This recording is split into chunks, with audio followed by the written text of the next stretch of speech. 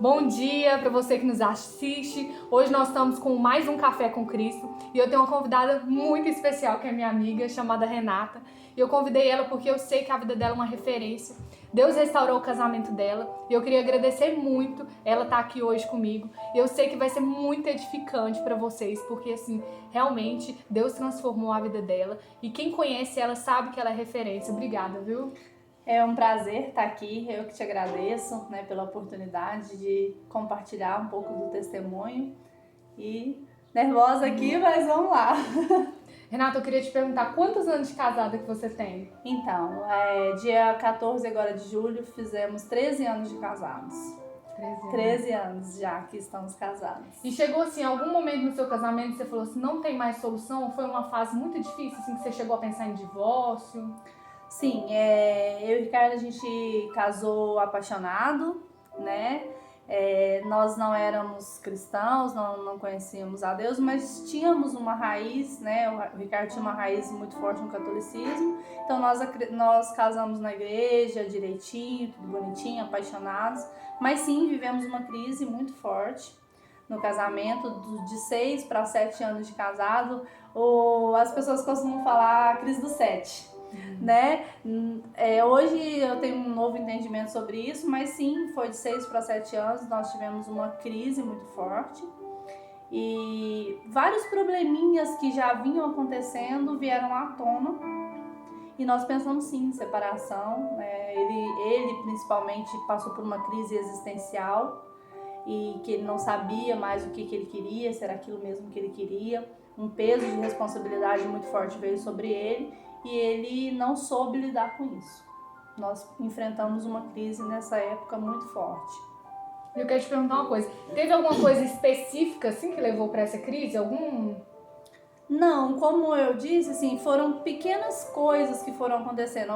Hoje, né, com o entendimento que eu tenho, eu vejo que o estupim para isso mesmo é a falta de Deus morando conosco, né, habitando, porque às vezes a gente conhece Deus muito de ouvir falar, né, que Deus tá ali, que Deus pode isso, pode aquilo, mas a gente não acredita. Se todas as religiões, dependendo de qual religião a gente frequente, a gente sabe que o primeiro milagre de Jesus foi uma festa de casamento, né, e eu vivi isso muito na prática. Porque na maior crise do meu casamento, eu lembrei que tinha um Deus que podia fazer milagre ainda. Então eu chamei esse Deus para fazer parte do meu casamento. E na verdade ele já deveria estar fazendo parte há um bom tempo.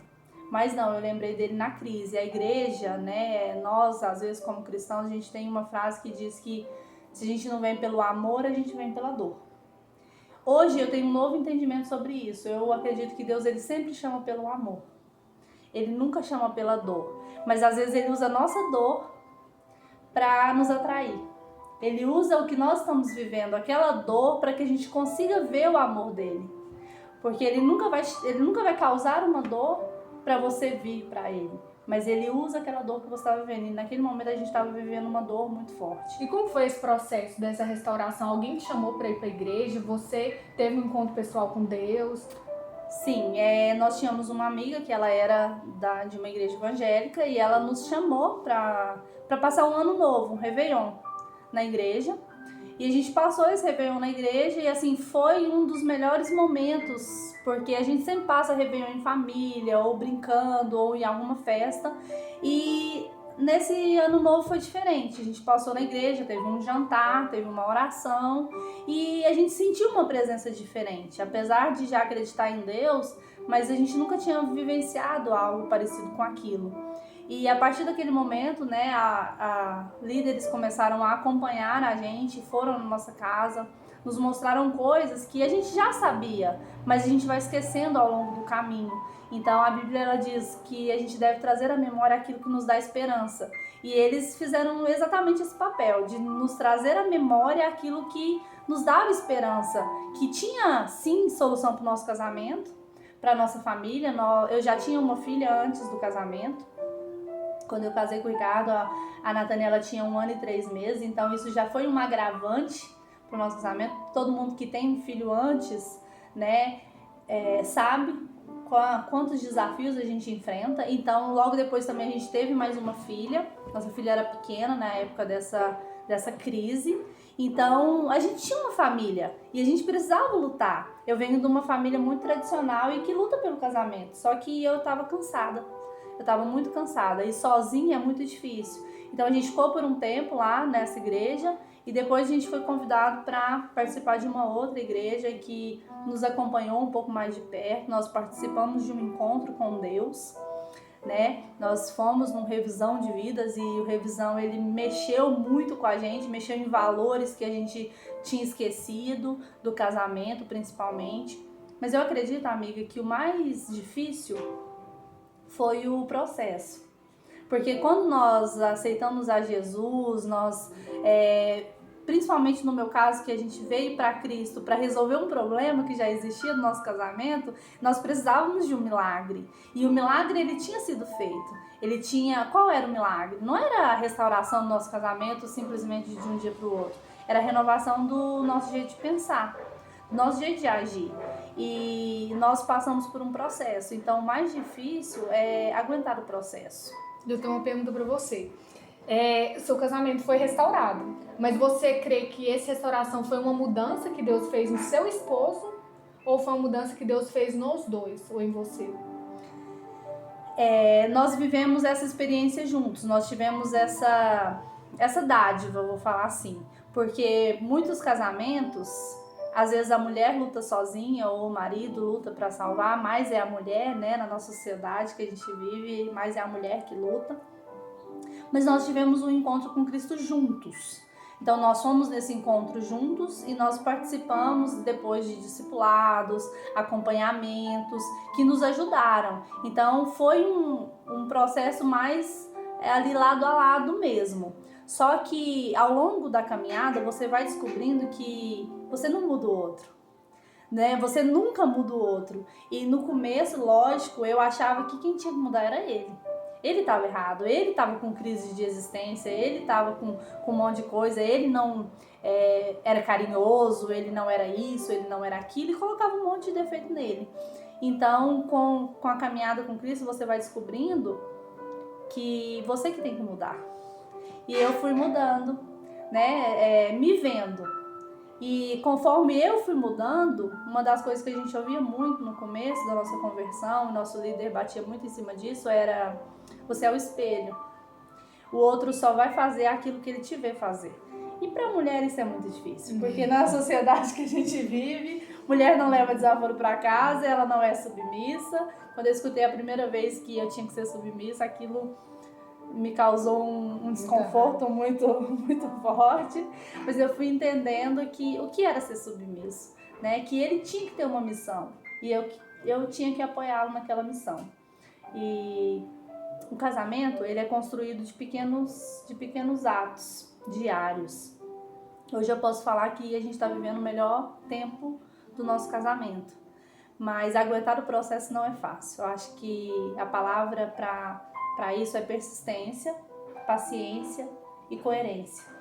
Você tem que ter coerência porque às vezes o outro não vai fazer o que você quer, né? E Deus vai usar essa situação para te tratar, para te trabalhar. E eu fui trabalhada muito nessas pequenas coisas, nas contrariedades. Eu entendi que o meu marido... Eu escutei uma frase essa semana que é o seguinte: Deus, ele não te dá um esposo, né? Ele te dá um marido. Quem forma esse esposo dentro dele é você, mulher, né? Nós aqui estamos num papo de amigas. Eu acredito que muitas mulheres estão nos ouvindo.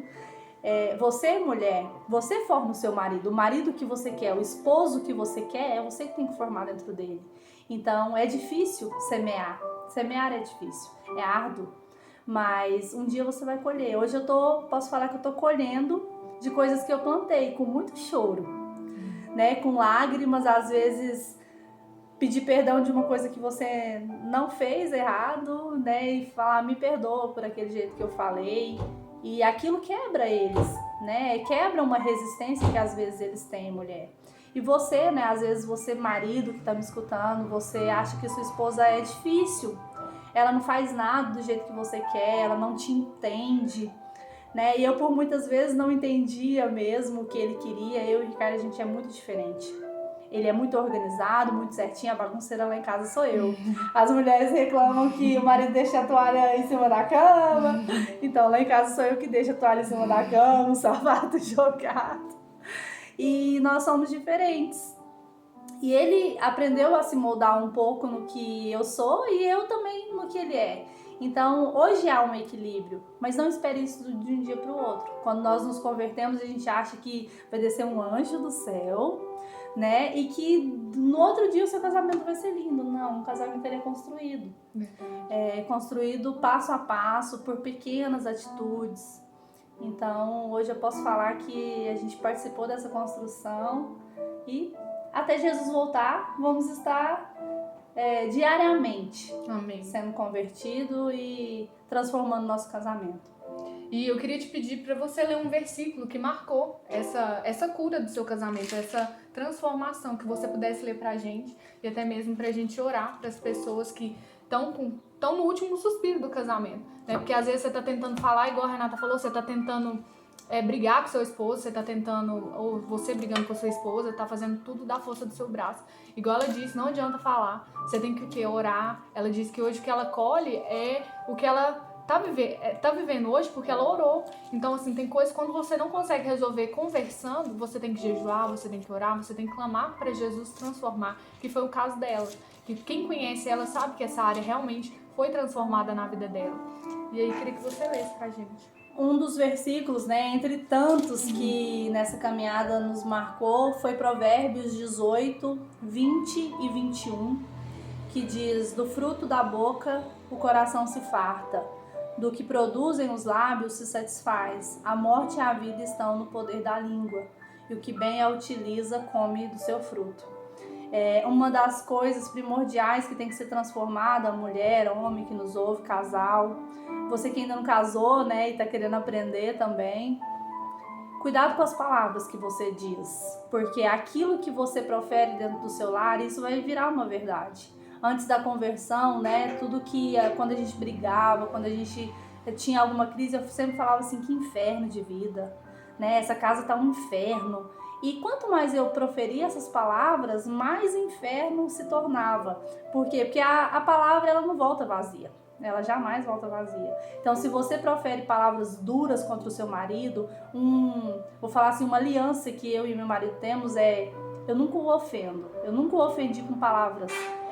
Falei palavras duras para ele. Depois da conversão, a gente fez esse pacto, né? Que eu nunca ia o ofender, o diminuir. E a gente come dessas palavras, das bênçãos que a gente profere na nossa vida. Isso é uma escolha e é difícil. Um outro versículo que me marcou foi de Provérbios 14:1, que diz da mulher sábia e da mulher tola. A sábia, né, edifica o seu lar, e a tola com as suas próprias mãos a destrói. Eu achava que eram duas mulheres diferentes, mas não. Eu descobri que a tola e a sábia, ela mora dentro de você, mulher. Ela mora dentro de mim. E eu escolho quem vai me governar. Se é a sábia ou se é a tola. Dependendo da atitude que você tem, da palavra que você profere para o seu filho, para o seu marido, você está sendo a tola ou você está sendo a sábia. Então, escolha. Escolha. A nossa vida é feita de escolhas. E cada caminho que você toma, ela vai te levar para uma direção. Então, se você precisa de ajuda, busque essa ajuda. Busque. Você não consegue sozinho. Eu tenho Deus, mas o quanto esse Deus pode tocar em você e te transformar? Se você precisa, busque, né? Nós estamos aqui, eu não vou falar para vocês que o meu casamento é perfeito, ele não é perfeito, mas Deus o aperfeiçoa todos os dias. O da Ana Paula também, né? Ela tem um casamento lindo, uma filha, mas é um desafio diário, viver em dois, né? Construir uma família. Então busque ajuda. Não fique lutando sozinha, não desista. A nossa sociedade, ela diz que você pode jogar fora e pegar outro, mas os problemas, eles vão junto. Então, nosso Deus é um Deus de restauração. Ele restaura, ele volta à origem. E nossa origem é Cristo. Amém. Eu quero fechar né, a minha fala com uma frase que eu e a Ana Paula, a gente estava tomando um café aqui agorinha, gostoso, café com Cristo, e eu falei para ela, né, que uma frase que tem me marcado é que onde a gente acertou, a gente deixa pegadas no chão, para as pessoas caminharem no mesmo lugar. E onde a gente errou, a gente deixa placas sinalizadoras. Então, busque uma referência, porque às vezes quando a gente está passando por uma crise, sabe quem que a gente busca? Aquela pessoa que está com crise também no casamento. E aí sabe o que ela vai falar para você? Desistir. O que ela vai falar? Ela vai falar, larga mesmo, você não tem que aguentar isso. Busque uma referência de casamento, alguém que tenha um casamento bom, ou que pelo menos esteja lutando para que o casamento seja bom. Então, não busque se ligar às feridas, as mesmas feridas que você. Busque alguém curado, busque alguém que esteja se curando, né? Se eu posso deixar um conselho para você, é isso. Não lute sozinho, você não precisa lutar sozinho. Você tem Cristo e tem pessoas na terra que representam Cristo. Então, você busca essas pessoas, amém? Obrigada, amiga. Eu quero te agradecer, viu? Te amo muito. Eu também te amo muito. Então, Obrigada vamos orar. por essa Quero que você oportunidade, ore, que você é maravilhosa. Amém. Eu te amo muito. Também te amo muito. Vamos Muito orar, obrigada, amiga. viu? Obrigada. Vamos. Pai, nós oramos, Senhor, por essa casa. Eu quero te agradecer pela vida da Ana, do Bruno, da Cecília. Senhor, que a tua presença esteja sempre nesse lar, Amém. Pai. Que o teu remédio, Senhor Deus, que a tua unção esteja sempre presente para curar as feridas, Senhor. Use a vida deles para curar muitos casamentos, Senhor. Muitas famílias que não sabem mais por onde começar. Meu Deus, eu quero orar por todas as pessoas que estão assistindo esse vídeo agora, que vão assistir depois. Senhor, aonde há ferida, aonde há falta de esperança, vem com a tua esperança, vem com a tua fé, Senhor, vem com o teu agir sobre esses casamentos. Não deixe eles desistirem, Senhor, que eles vejam que há esperança, que o Senhor é a água da vida que pode curar esses casamentos. Em nome de Jesus, nós te agradecemos, te louvamos, papai, porque tu és maravilhoso. Em nome de Jesus. Amém. Te amo. Eu te amo.